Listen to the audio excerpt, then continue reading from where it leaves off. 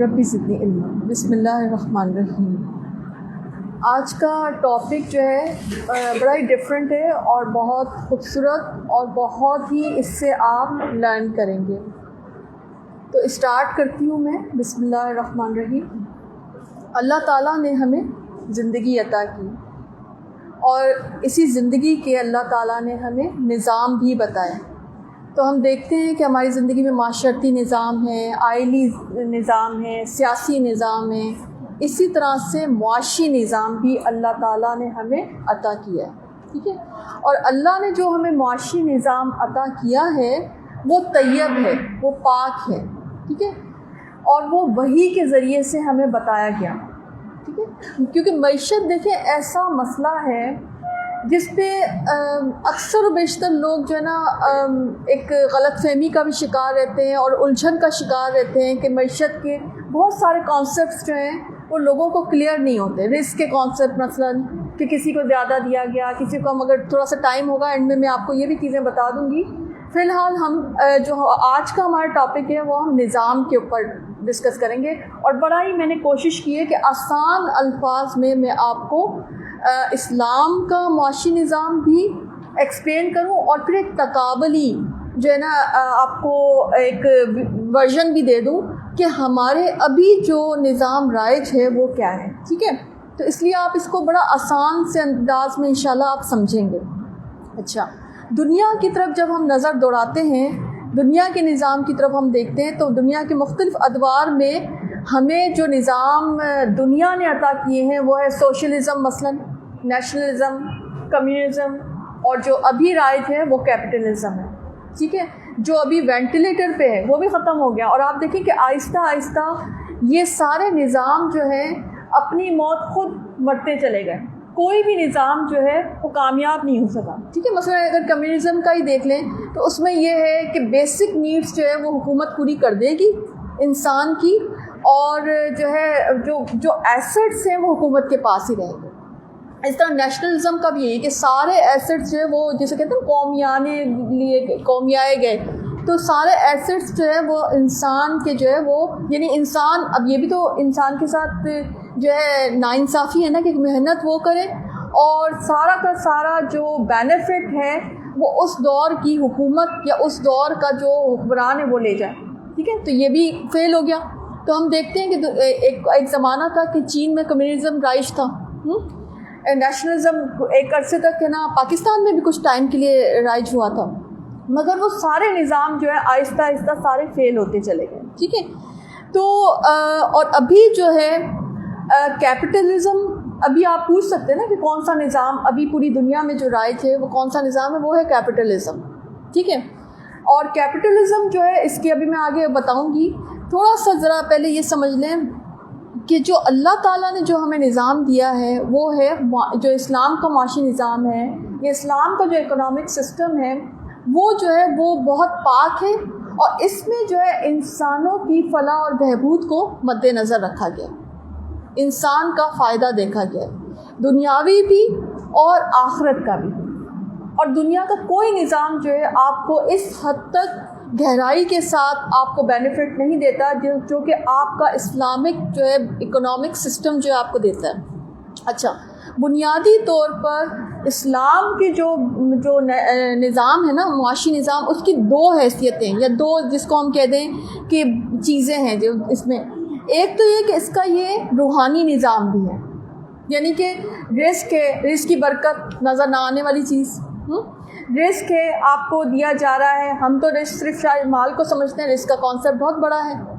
رزق کا کانسیپٹ تو یہ ہے کہ آپ کی آنکھیں رزق ہیں، آپ کے جو ہے آپ کے کڈنیز ہیں، آپ کے جو اعضاء ہیں اندر آرگنز ہیں وہ سب رزق ہیں۔ مجھے آپ ذرا بتائیں نا کہ اگر آپ کو احد پہاڑ جتنا سونا دے دیا جائے اور اس کے بدلے میں آپ سے کہا جائے کہ آپ اپنی بینائی دے دیں، کیا آپ دیں گے؟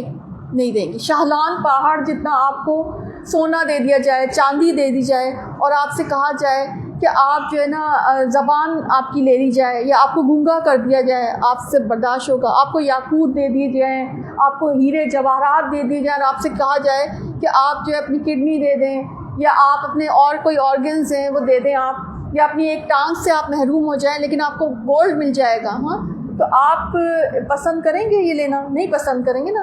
تو بہت بڑا رسک آپ کے اندر جو ہے سروائیو کر رہا ہے. ایک تو بات یہ سمجھے.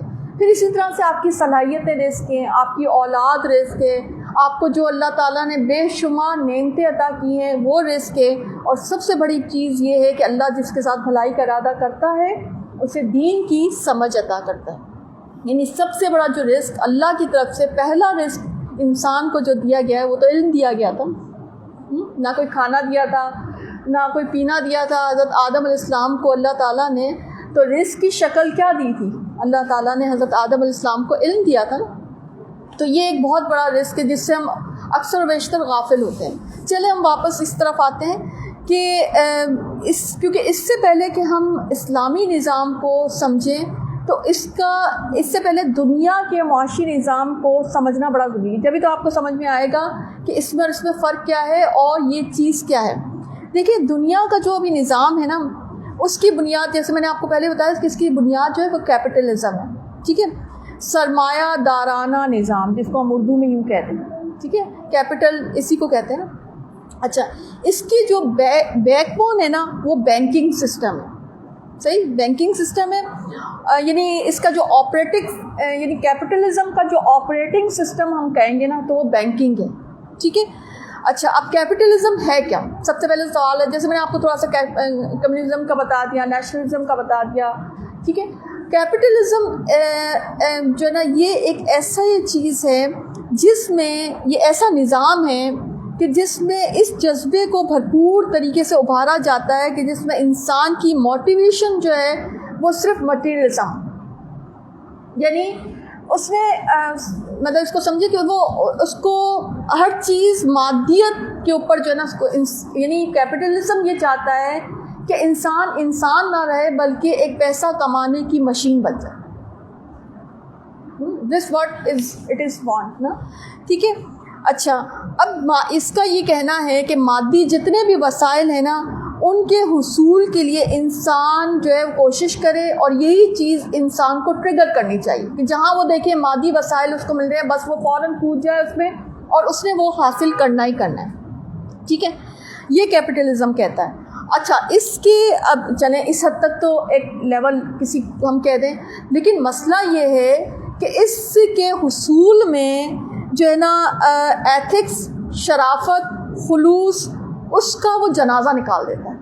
اس کی کوئی امپورٹنس کیپٹلزم میں نہیں ہے. وہ کہتا ہے بھلے ایتھکس داؤ پہ لگ جائیں، بھلے آپ کا خلوص، بھلے آپ کا احساس، بھلے آپ کی نیکی، کوئی بھی چیز داؤ پہ لگ جائے، لیکن آپ نے مال کمانا ہے، کسی بھی طریقے سے مال کمانا ہے. ٹھیک ہے. اب آپ اسی لیے دیکھیں نا کس قدر آج کل، اور وہ قیامت کی نشانیوں میں سے ہے نا کہ آخر زمانے میں عورت بھی جو ہے وہ اپنے شوہر کے ساتھ بزنس میں شریک ہو.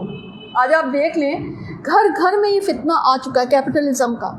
ہر کوئی کمانا چاہتا ہے اور ہر کوئی چاہتا ہے میرے پاس ایسٹس ہو، اور ان کا ایسٹس کا کرنا کیا ہے اس کا کوئی جواب نہیں ہے اس کے پاس. ٹھیک ہے. اچھا، اب ان کا یہی ہے کہ آپ کو مال کمانا ہے، جتنا اس کو میکسیمائز کر سکیں اس کو میکسیمائز کر دیں، اس کو کماتے جائیں، اور بس پوری کاوش، پورا زور آپ کا اس پہ ہونا چاہیے. آپ کے احساسات، آپ کے تعلقات کی کوئی اہمیت نہیں ہے، بس آپ کو صرف مال کمانا ہے، اور مال کا جو ہے نا وہ بس مال کے لیے آپ کو ہے نا کوشش کرنی ہے. اچھا، اب اس میں جو ہے نا یہ کیپٹلزم جس اسپرٹ کو اٹھاتا ہے وہ یہ ہے. ٹھیک ہے. اچھا، اب کیپٹلزم کے ساتھ جو چیز میں نے آپ کو بتایا کہ جڑی ہوئی ہے وہ بینکنگ سسٹم ہے، اور بینکنگ سسٹم کے ساتھ جو چیز جو آ جاتا ہے، جو فیکٹر آتا ہے وہ ہے سود، انٹرسٹ. ٹھیک ہے. اور انٹرسٹ کا میں ایک بینکنگ سسٹم ایک ٹرمینالوجی یوز ہوتی ہے، دس از کالڈ کہ فریکشنل ریورس بینکنگ سسٹم. یہ سمجھنا، میں سمجھتی ہوں عام پاکستانی کو ان چیزوں کی نوحہ ہونی چاہیے. ٹھیک ہے. Fractional reverse banking system. اچھا، اب یہ اس کا مطلب کیا ہوتا ہے؟ مثلاً آپ نے دیا کچھ، آپ نے کہیں بھی آپ نے بینک پہ ڈپازٹ کروائے تو وہ آپ کی 10% تو شاید بینک رکھے، ہولڈ کرے. مثلاً آپ نے $100 رکھوائے. ٹھیک ہے. اس میں سے $100 تو وہ آپ کے رکھ لے گا، بٹ 900 جو ہے نا وہ آگے دے دے گا اور وہ سود پہ دے گا. ٹھیک ہے. اس کے بینیفیشریز کون ہیں؟ یہی جاگیردار اور یہی سرمایہ داران، اور یہی آپ کو پاور کوریڈورز میں نظر آتے ہیں. ان کو قرضے مل بھی جاتے ہیں اور ان کے قرضے معاف بھی ہو جاتے ہیں. اور ان کا نقصان کس کو ہوتا ہے؟ عام عوام کو ہوتا ہے. ٹھیک ہے. تو یہ جو ہے نا بینکنگ سسٹم ہے. اچھا اب اس کے بھی مزید دو حصے آ جاتے ہیں جو ہم کہتے ہیں نا کہ اسلامی جمہوریہ پاکستان. اب ذرا عام پاکستانی اس بات کو سمجھے کہ یہ کیا ہم کس سسٹم کے اندر ہیں. ٹھیک ہے. اچھا اس کے دو حصے ہیں. وہ یہ کہ ایک تو آپ کا اسٹیٹ بینک، یعنی کسی بھی ملک کا، وہ چاہے وہ بینک آف چائنا ہو، چاہے وہ بینک آف انگلینڈ ہو، بینک آف کینیڈا ہو، ہر ایک کا کوئی نہ کوئی اسٹیٹ بینک ہوتا ہے نا. ہمارا جیسے اسٹیٹ بینک ہے. ٹھیک ہے. تو وہ جو ہے ایک تو وہ ہوتا ہے، اور پھر دوسرا حصہ اس کا ہے عالمی ادارہ، یعنی کہ IMF یعنی ورلڈ بینک. ٹھیک ہے. اس کے یعنی بینکنگ سسٹم جو ہے وہ دو طرح سے آپ کی ملکی معیشت کو یعنی انسانی معیشت کو کنٹرول کرتا ہے. سمجھے اس بات کو؟ ٹھیک ہے. اچھا اچھا اب اس سسٹم کا سارا معاملہ کیا ہے؟ یہ سسٹم کہتا کیا ہے؟ یہ سمجھنے کی بات ہے نا. یعنی آپ کا یہ پورا جو سسٹم کہتا کیا ہے؟ وہ یہ کہتا ہے کہ ملک کی جو بنیاد ہے نا، ہر ملک کی بنیاد جو ہے نا وہ قرضے پہ. ٹھیک ہے. قرضہ لے گا تو معیشت آگے چلے گی. اب بڑی عجیب سی لاجک نہیں ہے؟ یعنی اس نے نہ کچھ کمانا، اگر کمانا بھی ہے تو بھی نہیں، اس کو قرضہ آپ اسی لیے آپ دیکھ لینا کہ سپر پاور تک مقروض ہے، اسی سسٹم کے چل رہی ہے نا. ٹھیک ہے. حالانکہ اسلام میں قرضہ صرف ضرورتاً لیا جا سکتا ہے. قرضہ معیشت کو چلانے کے لیے نہیں ہوتا، قرضہ ملک کو چلانے کے لیے نہیں ہوتا. قرضہ تو مجبوری کا معاملہ ہے، چاہے وہ انفرادی سطح پہ ہو چاہے وہ ملکی سطح پہ ہو. آپ دیکھ لیں پچھلی حکومتیں، خلفائے راشدین کی حکومتیں، کہیں بھی آپ کو یہ نظام نظر نہیں آئے گا کہ قرضے لے کر پھر حکومتیں چل رہی. وائس ورثہ کیا ہوتا تھا کہ زکوٰۃ اور عشر کا قانون تھا. ٹھیک ہے. ورسز ٹیکسز، جو ہمارے یہاں ٹیکسز کا نظام ہے اس کے اگینسٹ وہ نظام تھا، اور حکومت کو وہ دیا جاتا تھا، اور پھر حکومت اس بیت المال کے ذریعے سے سارے جو ہے نا ملک کو چلاتے تھے. اسی میں ویلفیئر کے کام بھی ہوتے تھے. ٹھیک ہے. اچھا اب یہ میں نے بتا دیا نا کہ اس طرح سے ہوتا ہے کہ IMF آپ کو قرضہ دیتا ہے. ٹھیک ہے. اور پھر جو ہے وہ قرضہ لے کر دوسرا جو آپ کا اسٹیٹ بینک ہے وہ اس ملک کو چلا رہا ہوتا ہے. ٹھیک ہے. اس کیپٹلزم کے نیچے جو باڈی کام کر رہی ہے وہ یہ اس طرح سے وہ اب آپ کو سمجھ آیا کہ عالمی سطح پر IMF یا جو ورلڈ بینک ہے وہ کیسے آپ کو کنٹرول کرتا ہے. ٹھیک ہے. اصول نمبر 1 تو میں نے آپ کو بتا دیا. ان کا اصول یہی ہے کہ بھائی پہلا جو یہ ہے کہ اس نے یعنی کہ ملک میں چلنا ہی قرضے پہ. اس پورا جو آپ کا ابھی کیپٹلزم چل رہا ہے نا، جو سمجھ رہے اس بات کو، میں نے بڑا آسان کر کے سمجھا رہی ہوں آپ کو. ٹھیک ہے. جو آپ کا سارا نظام چل رہا ہے نا دنیا میں، اس کا مقصد، اس کا مطلب، اس کا پہلا اصول یہ ہے کہ کوئی بھی ملک خود سے نہیں چلے گا، قرضہ لینا پڑے گا. IMF سے قرضہ لازمی لینا پڑے گا. ٹھیک ہے. سیکنڈ اس کا اصول ہے کہ جب آپ قرضہ لیں گے تو اس میں سود کا کمپوننٹ خود بخود آ جائے، یعنی ہر حکومت سودی حکومت ہو گئی. یعنی وہی جو حدیث میں آتا ہے کہ غبار تو پہنچے، آخر زمانے میں اگر آپ کو سود نہیں ہوئی، سود کا غبار تو پہنچے، تو وہ غبار ہمیں اس شکل میں مل رہا ہے. یعنی کہیں بھی کچھ بھی ہو رہا ہے تو ہم اس سود میں ہم بھی شریک ہو گئے، جس کو اللہ تعالیٰ کیا کہتا ہے، اللہ اور رسول صلی اللہ علیہ وسلم سے جنگ ہے. ٹھیک ہے. تو یہ چیز ہو گئی. اچھا اب یہ جو ہے میں نے بتایا کہ ان لمیٹڈ پاور دے رہا ہے کہ جتنے چاہے آپ پیسے جو ہے نا چھاپتے جائیں، جتنی چاہے آپ جو ہے نا مطلب آپ جیسے چاہیں آپ جو ہے نا عوام الناس کے حقوق پر ڈاکے ڈالتے جائیں.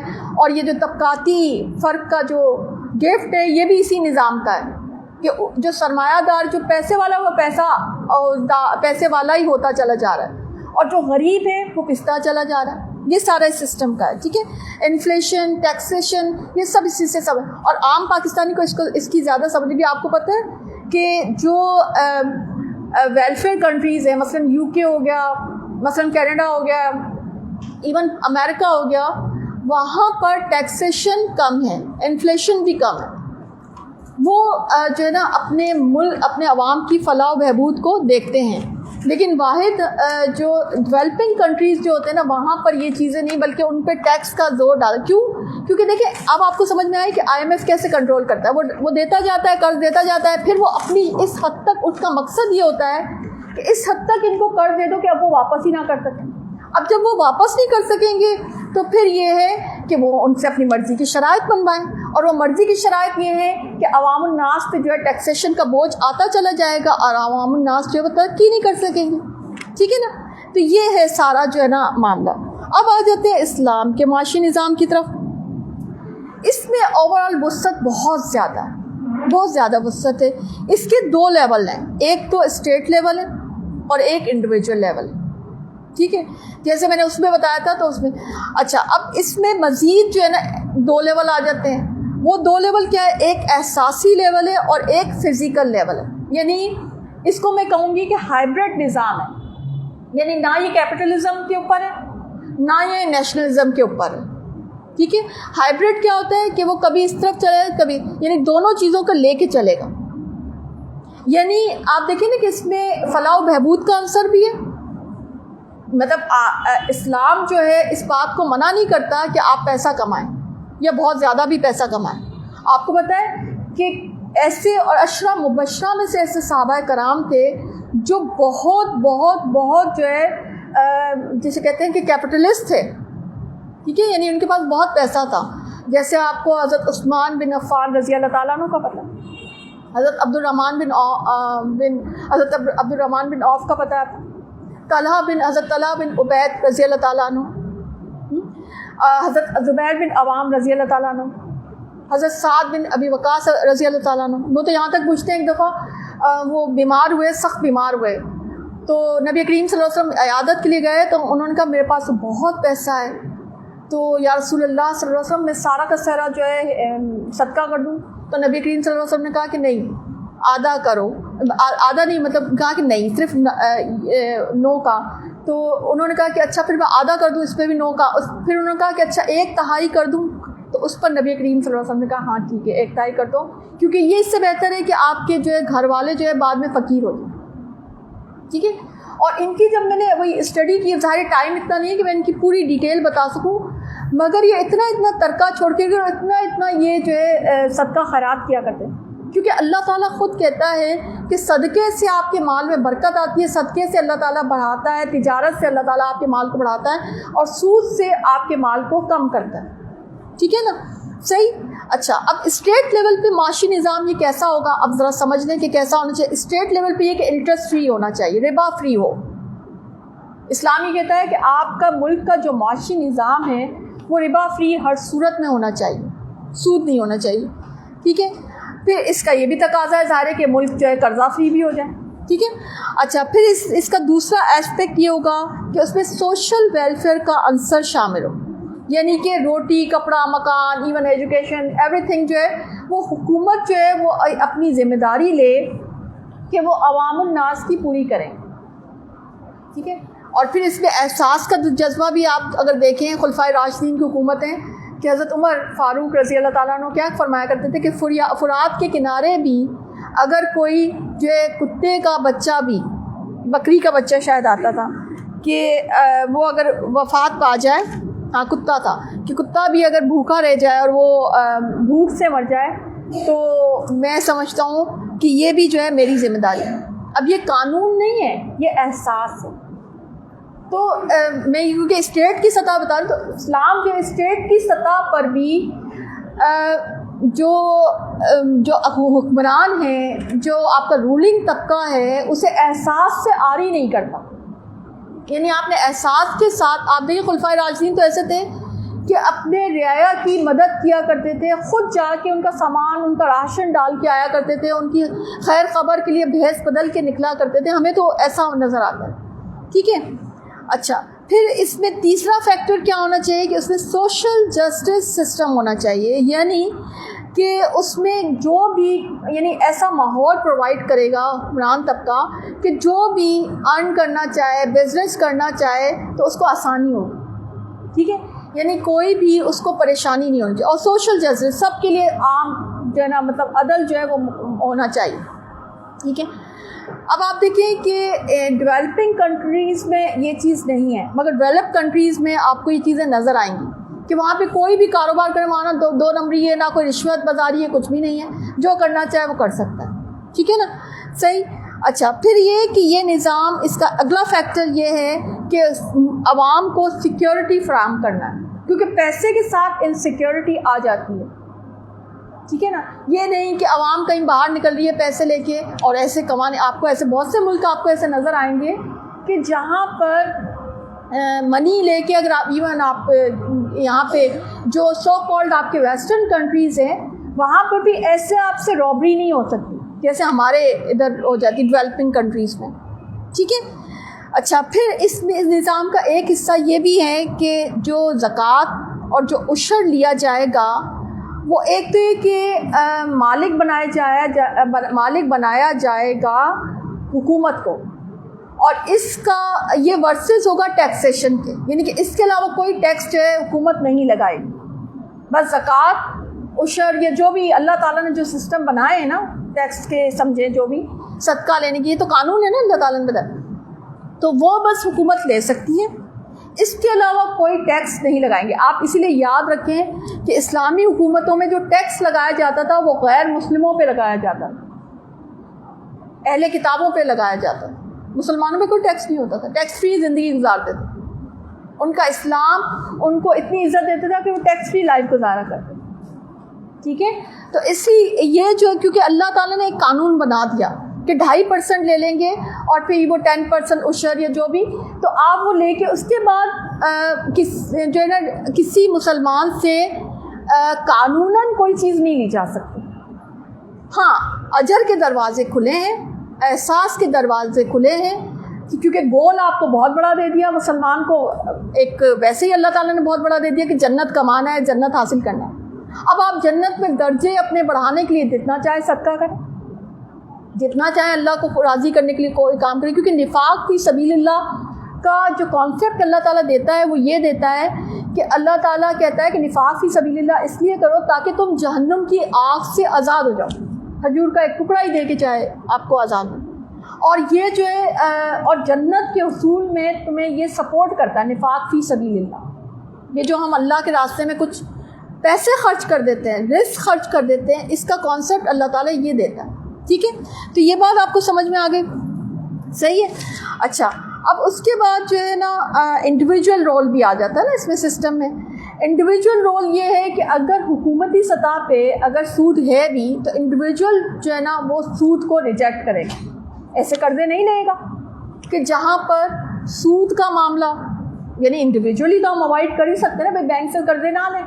اچھا، کاروبار، اب آپ ذہن میں اگر یہ بات آئے کہ بھائی قرضے کے بغیر کاروبار کیسے، بھائی چھوٹا کاروبار کر لو، گاڑی کے بغیر زندگی گزار لو، گھر کے بغیر زندگی گزار لو اگر آپ کا نہیں. کیونکہ آپ کو اگر پتہ ہے کہ آپ جو بھی قرضہ لیں گے تو اس میں سود کا عنصر شامل ہو جائے گا، تو پھر آپ منیملسٹ پہ آ جائیں، ٹھیک ہے. اپنے آپ کو دیکھیں، نبی کریم صلی اللہ علیہ وسلم کا جو فقر تھا اختیاری فقر تھا.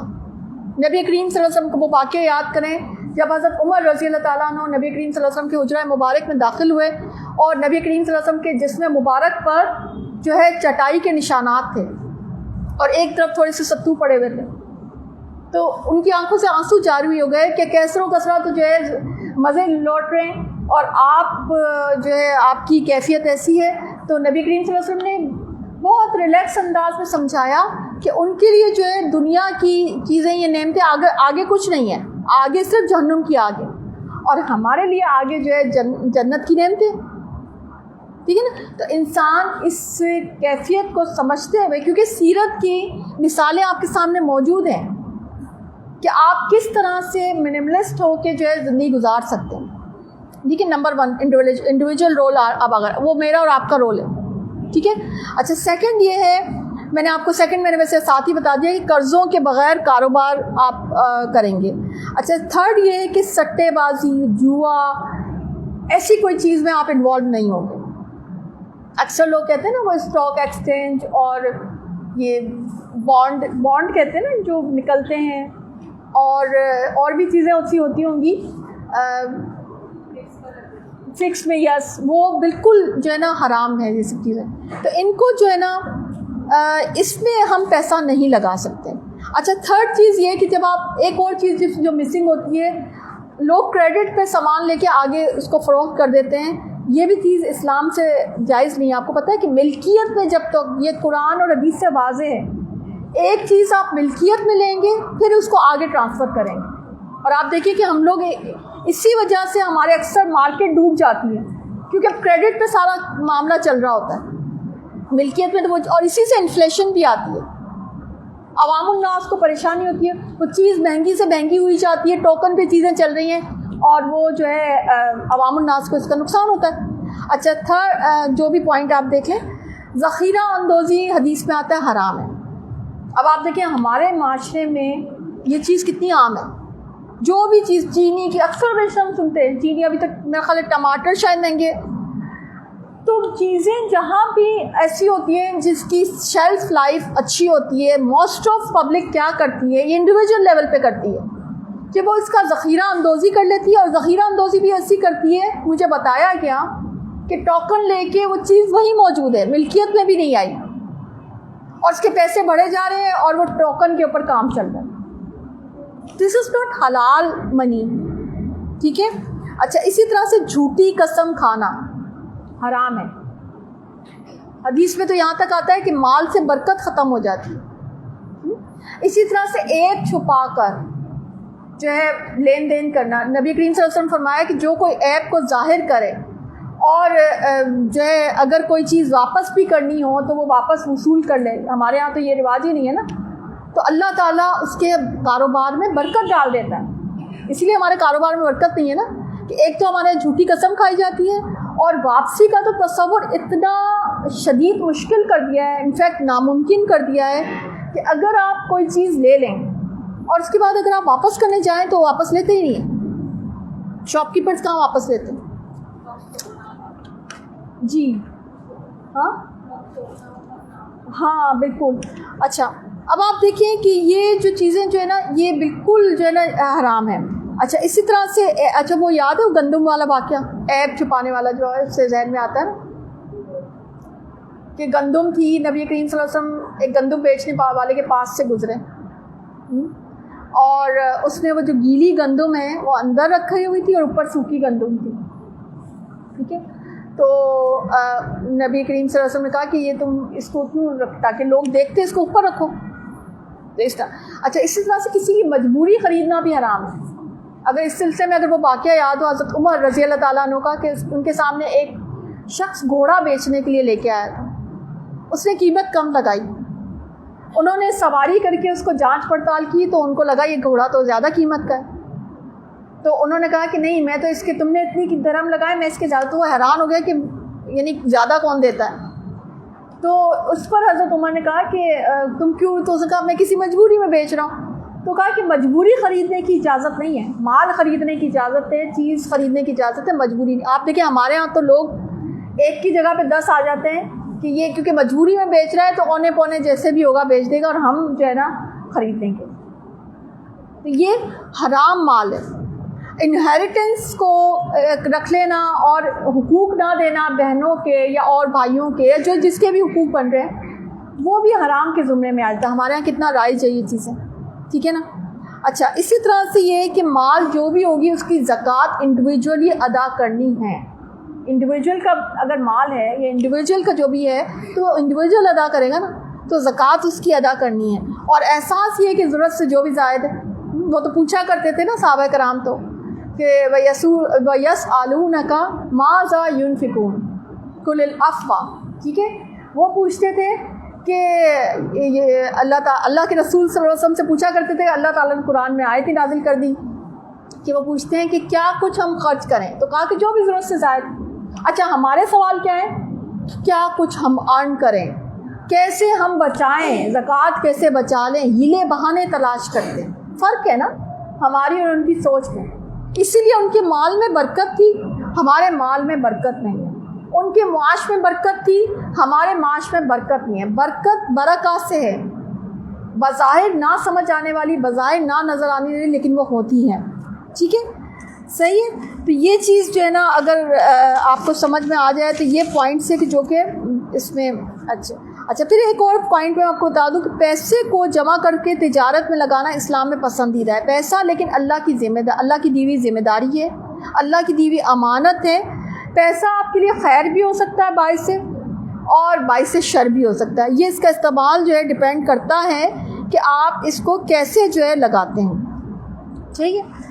اچھا پھر میں نے آپ کو جیسے شروع میں ہی بتا دیا کہ اب اسلام کو معاشی نظام اگر لبے لباب میں آپ کو بتاؤں تو کیا ہے کہ اسلام کے معاشی نظام میں انسان کو پیسہ کمانا یا اس کو ایون جمع کرتے ہیں جب یہ انہیریٹنس ہوتی ہے نا، یعنی آپ نے مال دے دیا، صدقہ بھی کر دیا، اس کے باوجود کیونکہ برکت آ گئی نا تو اس میں تو کچھ اکٹھا رہ بھی گیا ایون، تو اس میں رہنا یا انہیریٹنس میں دینا یہ سب جو ہے یا کامیاب ہونا یہ بالکل بھی اللہ اس سے روکتا نہیں ہے، مگر اسلام یہ چاہتا ہے کہ لوگوں کا جو پوٹینشیل ہے وہ اس میں لگے، آپ کام کریں، آپ کمائیں، آپ لگائیں، اور پیسے کو اسٹک ہونا جو ہے اسلام پسند نہیں کرتا۔ آپ دیکھیں یہ آپ کے ادھر ہے کہ بینک بیلنس، آپ کو پتہ ہے کہ آپ دنیا میں اور سوسائٹیز میں چل جائیں وہاں پہ یہ کانسیپٹ ہی نہیں ہے کہ بینک بیلنس ہونا کیا چیز ہوتی ہے، صحیح؟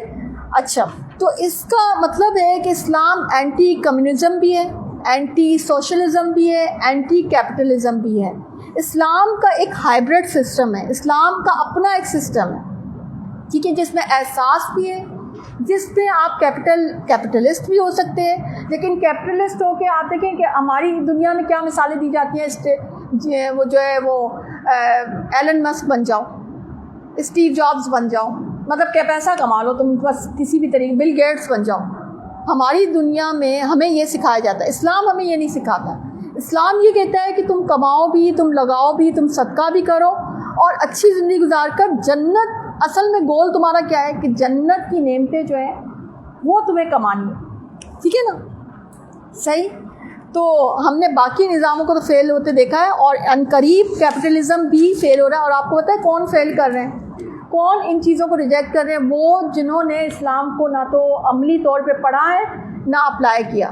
ویسٹرن سوسائٹیز میں اب یہ کانسیپٹ آ رہا ہے کہ کیپٹلزم بھی صحیح ورکنگ نہیں کر رہا، ٹھیک ہے، ان کے جو قوانین میں بہت سارے رد و بدل ہوئے ہیں، اور انہوں نے، آپ کو پتہ ہے میں ہسٹری پڑھ رہی تھی ایون امریکہ کی، کہ انہوں نے حضرت عمر فاروق رضی اللہ تعالیٰ عنہ کے جو سسٹم تھا ان کا جو خلفائے راشدین والا، ادھر سے جو ہے نا لے کے، ادھر سے پوائنٹس لے کے اپنے قانون میں امینڈمنٹس کیے ہیں، اور ہم لوگ جو ہے ان چیزوں کو اپنے لیے جو ہے سمجھتے ہیں کہ شاید وہ پریکٹیکل نہیں ہے۔